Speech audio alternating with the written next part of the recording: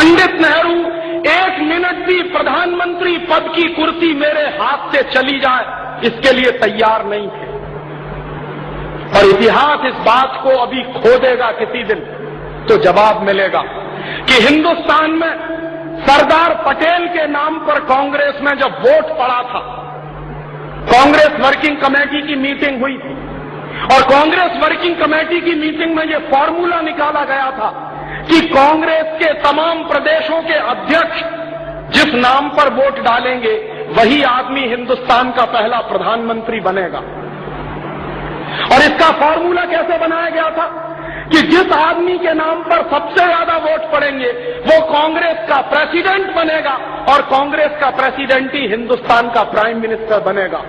ये formula Congress working committee ने निकाला था और उस फॉर्मूले के आधार पर वोट डलवाए गए थे।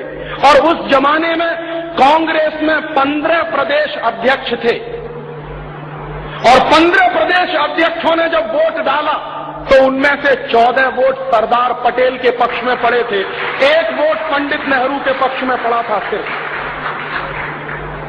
और जब पंडित नेहरू के पक्ष में एक वोट पड़ा तो पंडित नेहरू हार गए और सरदार पटेल जीत गए।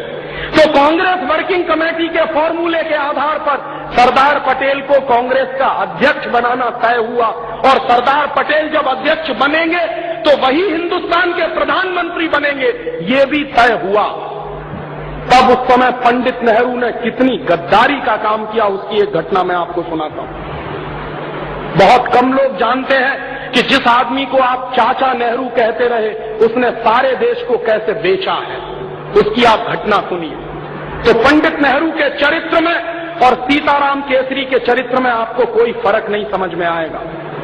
हुआ क्या, जब सरदार पटेल वोट जीत गए 14 वोटों से, मैसिव मेजॉरिटी से, तो तय हो गया कि अब तो कांग्रेस के प्रेसिडेंट सरदार पटेल बनेंगे और पंडित नेहरू हार गए, जमानत जब्त हो गई।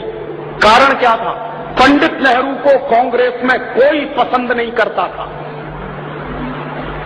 ये सबसे बड़ा सच है, कांग्रेस में कोई पंडित नेहरू को पसंद नहीं करता था। क्यों? उसका कारण था कि पंडित नेहरू चुरूट भी पीते थे, सिगरेट भी पीते थे और लेडी माउंटबेटन के साथ उनके जो संबंध थे उनके बारे में कांग्रेस का बच्चा बच्चा जानता था। नेहरू जैसा चरित्रहीन व्यक्ति इस देश में शायद ही कोई दूसरा होगा, ये मैं कह रहा हूं। और उस कन्विक्शन के आधार पर जो नेहरू के बारे में जानकारियां मुझे मिली, और आप अगर ये जानकारियां देखना चाहें तो मेरे पास ऐसे 4 फोटोग्राफ हैं जो पंडित नेहरू की धज्जियां उड़ा सकते हैं इस देश में। उनमें से 2 फोटोग्राफ तो अभी छप चुके हैं।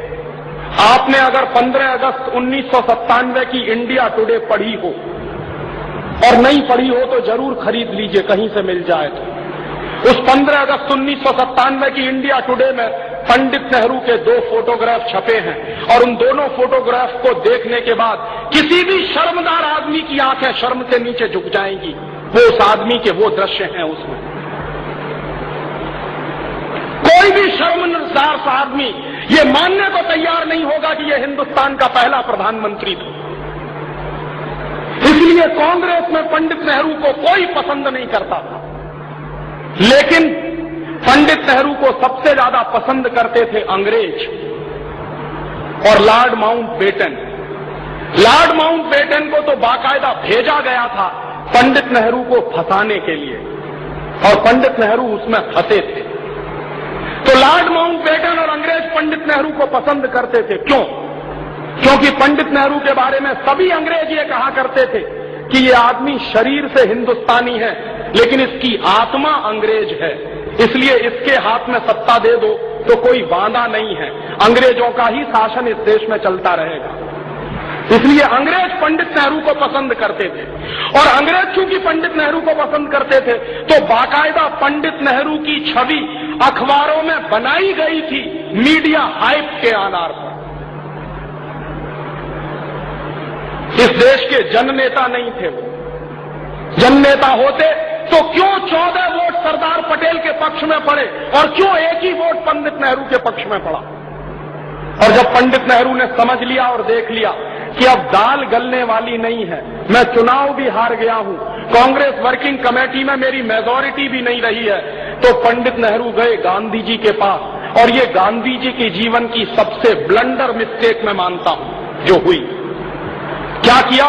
पंडित नेहरू गए बापू के पास और बापू को उन्होंने सीधे सीधे कहा कि बापू, अगर मैं हिंदुस्तान का प्रधानमंत्री नहीं बना तो मैं कांग्रेस को तोड़ दूंगा, और अगर कांग्रेस टूट जाएगी तो अंग्रेज हिंदुस्तान से नहीं जाएंगे। फिर उनको ये बहाना मिल जाएगा कि कौन सी कांग्रेस को हम सत्ता दें, जो कांग्रेस पंडित नेहरू वाली है उसको सत्ता दें, या जो पंडित नेहरू के बाहर की कांग्रेस है उसको सत्ता दें।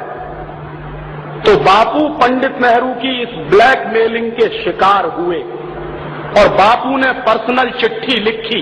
वो पर्सनल चिट्ठी गांधी जी के रिकॉर्ड्स में है, आप चाहें तो देख सकते हैं। गांधी वांग्मय के 100 अंक हैं जो भारत सरकार ने छापे, और गांधी वांग्मय के 100 अंकों के जो लास्ट फेज के अंक हैं उनके आधार पर एक किताब छपी है जिसका नाम है पूर्ण आहुति, और प्यारे लाल जी ने वो किताब लिखी है। प्यारे लाल जी गांधी जी के सेक्रेटरी हुआ करते थे, तो प्यारे लाल जी ने पूर्ण आहुति में वो चिट्ठी छापी है जो गांधी जी ने पटेल को लिखी थी। क्या चिट्ठी है कि सरदार पटेल, मैं जानता हूं कि तुम जीत गए, लेकिन नेहरू को प्रधानमंत्री बनाना है, इसलिए मैं चाहता हूं कि तुम वापस ले लो अपना नाम। सरदार पटेल ने बापू से सीधे मिलकर कहा कि बापू, ये आपकी अगर अंतरात्मा है तो मैं तो हमेशा आपका सेवक रहा हूं, आप कहते हो तो मैं अपना नाम वापस ले लेता हूं।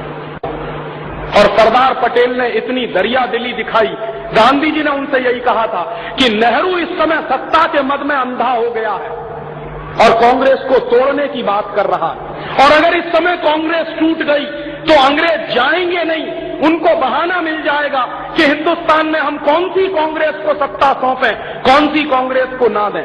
इसलिए अंग्रेजों को ये बहाना ना मिलने पाए, कांग्रेस ना टूटने पाए, तो मैं तुमसे अनुरोध कर रहा हूं कि तुम तुम्हारा नाम वापस ले लो। तब सरदार पटेल ने अपना नाम वापस लिया और इस तरह पंडित नेहरू हिंदुस्तान के प्रधानमंत्री बने। किस तरह की चालबाजी से हिंदुस्तान का पहला प्रधानमंत्री अपने पद तक पहुंचा, आप सोचिए जरा। इससे कम चालबाजियां आज चलती हैं क्या कांग्रेस में? ऐसी ही चालबाजियां तो आज चलती हैं कांग्रेस। ये कांग्रेस का चरित्र है